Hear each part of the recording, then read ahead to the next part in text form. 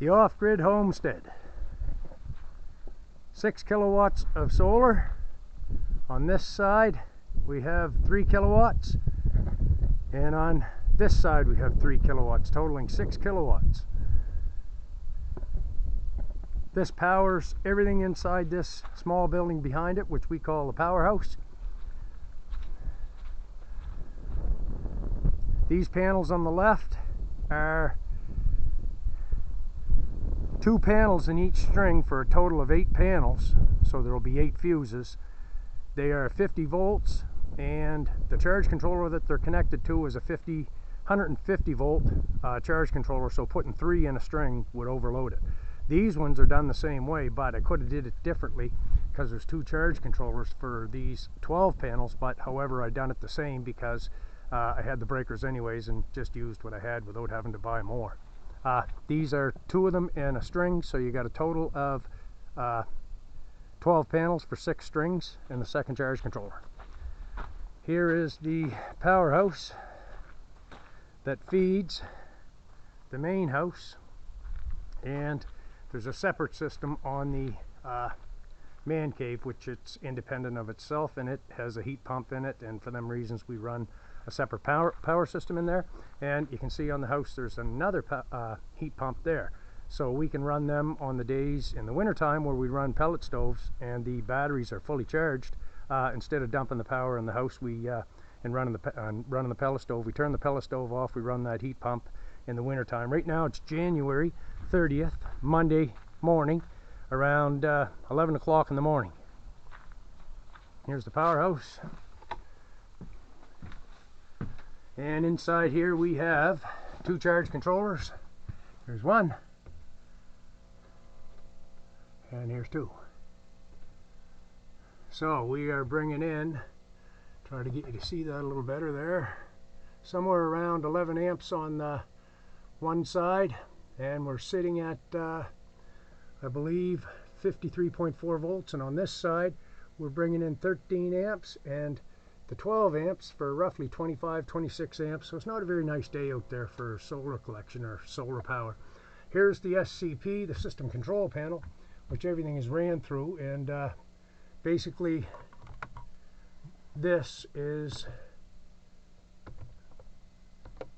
the brains of the operation, or the equipment that you're running. You want to make sure you have good gear. So this is saying 53.3 volts for the SCP, the system control panel, and it used to go from there to this charge controller, which is an MPPT Xantrax, and this was used for dump load, but it's no longer in service. But that's the Morningstar pulse width modulation TS60, and this is a 60 amp charge controller too, but it does not work with lithium iron phosphate. For them reasons we have these 2 charge controllers. They do work with lipo or lithium, and what they do is they charge the battery bank with that large solar array out there. Because we're charged roughly around 12 or 1 o'clock on a sunny day, we got to dump the power. Therefore we run the heat pumps, and I think it's a great idea to eliminate the pellet stove out of the equation when you can.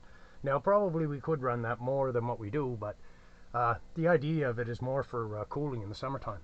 This is the Xantrax inverter. This inverter is 15 years old. It ran this house for 15 years problem-free. It's a out-of-the-box dual-phase inverter. You can run this with net metering if you wanted to. You could run it with anyway right out of the box to sell your power back. However, we're not connected to the grid, but I wanted a good inverter. Guys, do yourself a favor. Get yourself a very good inverter, because when the lights go off when you live in an off-grid life, well, it's usually the inverter. Sometimes it's the batteries, but that's what they make generators for in off-grid. So this is the Xantrax 6,000 watt inverter, 12,000 watt surge, pure sine wave inverter. 15 years old, problem-free, never had a problem with it. I used to have a large battery bank down here, massive, with L16s. It was actually 32 or 24 of them, and they were massive. Now, check this out. These are freezer batteries, and this oil freezer. Just an oil freezer a guy was throwing away, but it just so happened to fit. But, bingo, these batteries are absolutely fantastic. I've never in my life seen anything work as good as what these are. These are what I call freezer batteries, and they're incredible. These batteries, if you consider the cost over lead acid, the difference is incredible. So with that said, they're 200 amp hour cells, and the 200 amp hour cells are two of them. These two here are in parallel. These two are in parallel, these two are in parallel, all the way down the line. So there's 32 of them, and they've been divided into 16, meaning 2 in parallel and 16 in series. So that means 400 amp hour, or yes, 400 amp hour or 20 kilowatt hours. So these have worked very well. This is my second winter for them. Never had any problems. But if you're going to run lithium iron phosphate or LiFepo4 batteries, you're going to need to have heaters in them. So you'll notice here there's an electrical cord that goes up into here.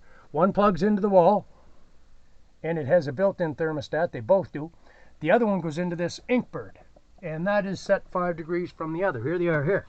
This is what they look like. There's a little sticky side to it there, and these go on the back of a, you pull the sticky tape off and you stick them on the bottom of a water tank in a camper or something that you don't want to freeze. And what they do is they come on at 0 degrees. So by having the Inkbird, I have 2 of them in here. One heater there, and the other heater is here. I just pushed them in with insulation to close them up towards the batteries to keep them warm. At 0 degrees, one kicks in, but the failover is the one at 0 degrees. So the one at 5 degrees, it kicks in, well, at 5 degrees. And if it fails on the Inkbird thermostat, then the other one will kick in at 0 degrees, knowing that they'll never freeze. But this is the second winter for them, and I've had no problems. Now, the BMS that's hooked up to them, it is a 250 amp hour, 250 amp BMS. This BMS is a Dali BMS, but I don't have the Bluetooth on it to say that it's going to run with my phone to be able to check the cells. So because of that, I did check them in the last couple of years a few times, but they didn't appear to be out of balance, so I didn't really have an issue with further checks. But in the future, I may put another BMS in that has the Bluetooth capability, so I can look at each cells individually and see where the balancing is. But we'll shoot another video on the balancing of them, and we'll show what we do have for the 2 years of running. Now, I had no problems with them. They're fantastic. I've not seen anything on the market even compare with them compared to flooded lead acid. They're a lot smaller. I've stuffed them in this freezer, and I put a couple of heaters in them just to keep them from freezing. In Nova Scotia, our climate is, we might go down to minus 30. Second winter, no problems. Them 2 heaters, they work as they should. Fantastic. But when I put these in, I put paper between them. If you look, there's pieces of loose leaf in between each one of these double cells.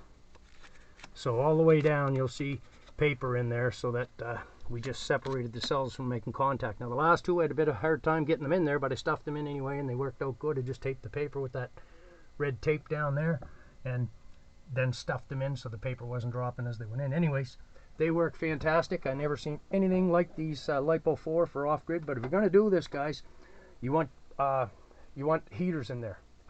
That's what I did. I hope this helps somebody, and for what it's worth, they're called freezer batteries in my mind, and they work incredible. And well, that's all I got for now, tubers. We'll do another video, a follow-up on what the freezer batteries voltages are for the off-grid homestead. And the sun is kind of poked out a little bit there, and we're getting 14 amps on this guy, 48 volt system, and we're only bringing in 10 amps on, no, 37 amps there we go.